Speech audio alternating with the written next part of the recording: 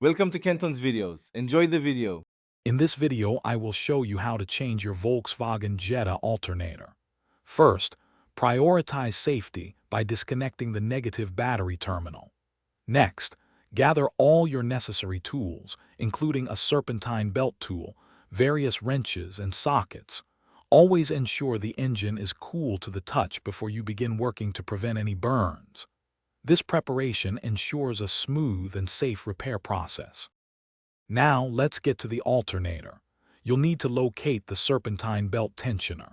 Using your specialized serpentine belt tool, apply pressure to relieve the tension. Once the tension is off, carefully remove the belt from the alternator pulley. Remember its routing for easier reinstallation later. This step provides crucial access to the alternator itself. Hey everyone, quick break. If you're finding this guide helpful, please hit that like button and subscribe for more DIY car tips. On another note, after all that hard work, your feet deserve a treat. Life's too short for cheap socks. Go darn tough with a lifetime warranty. Check the description for the link and other deals. Now, let's get back to the video. With the belt off, it's time to disconnect the old alternator. First, unclip all electrical connectors and remove the main power cable. Next, you'll need to remove the mounting bolts that secure the alternator to the engine block.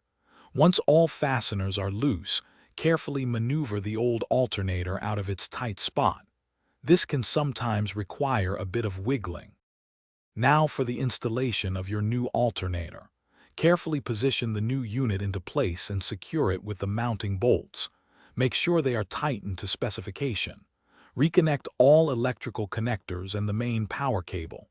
Finally, reinstall the serpentine belt, ensuring it's correctly routed and has proper tension.